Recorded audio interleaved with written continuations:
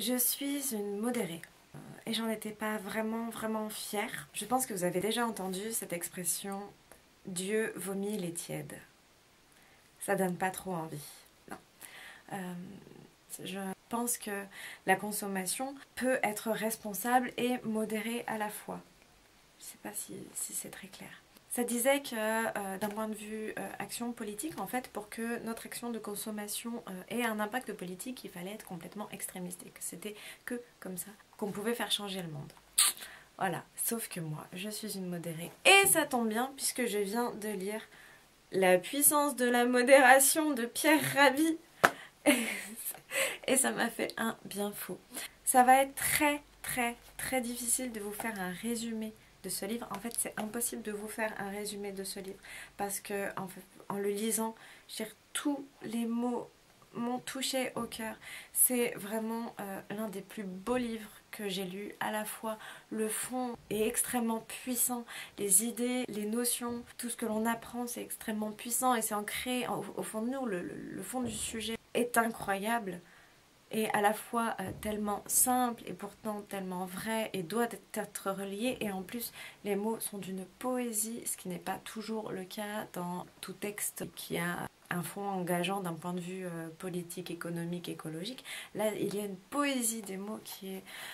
Bref. Donc voilà, j'arrivais pas à vous faire un résumé. Il y a plus de 300 citations qui sont juste toutes plus profondes et touchantes les unes que les autres. J'ai adoré lire ce livre et je me suis dit que je pouvais pas vous le résumer et que c'était un peu compliqué de choisir mes 3 citations préférées et vous dire pourquoi je les préfère, parce qu'en fait c'est impossible d'en choisir 3, elles sont toutes géniales.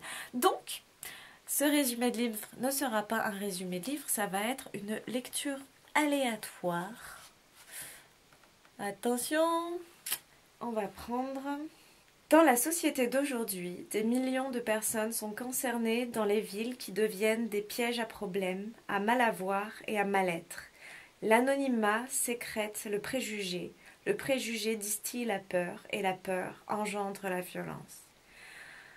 C'est tellement vrai. Dans nos sociétés et particulièrement dans les villes, il y a vraiment cette notion de peur de l'autre. On ferme tout à clé. Moi j'ai été choquée quand je suis retournée à Lyon. J'ai vécu pendant très longtemps à Lyon et là j'habite en campagne profonde ardéchoise. J'ai été choquée en fait quand je suis retournée à Lyon. Enfin, moi je dis bonjour aux gens dans la rue, ce qui ne se fait pas du tout.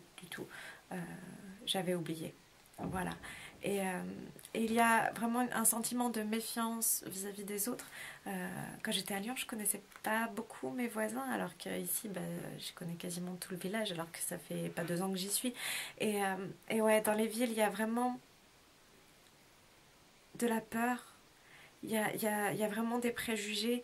Il y a vraiment pas ce sentiment que, en fait, tous les êtres humains ont du bien à l'intérieur, tout le monde est une bonne personne, il n'y a pas de mauvaise personne. Les gens ont de mauvaises actions ou de mauvaises pensées en général, soit parce qu'ils sont blessés, soit parce qu'ils ont peur, ou parce qu'ils sont mal aimés. Mais ouais, on devrait cultiver ça un petit peu plus, l'amour et la confiance. Ça ferait du bien. On va en essayer une autre. On va prendre... La véritable crise est humaniste. Nous la devons à notre capacité à exploiter sans retenue, sans morale, sans conscience et aux seules fins de pouvoir et de mercantilisme tout ce que la planète offre de générosité, de prodigalité, de beauté. Et ça, c'est tellement vrai. Je veux dire, c'est dingue de se rendre compte de tout ce que la nature nous offre. Enfin, déjà, la nature est juste merveilleuse, mais... la nature est extrêmement généreuse. Si vous regardez un pommier, il ne va pas juste faire 2-3 pommes histoire d'être sûr de se reproduire. Il va produire énormément de pommes. Bon, déjà parce qu'il sait qu'il y en a beaucoup qui vont se faire bouffer et que du coup, il espère qu'il y en a quelques-unes qui vont lui permettre de se reproduire. Mais voilà, je veux dire, la nature est générosité. Nous habitons, encore une fois, en fin fond de campagne et en bordure de forêt. Et voilà, lorsque l'on va dans la forêt, je veux dire, à n'importe quelle saison, il y a de quoi se nourrir. C'est dingue, mais aller cueillir des mûres, aller cueillir des champignons, des châtaignes, des noisettes, des pommes sauvages. Enfin, on est revenu parfois avec des kilos de pommes sauvages.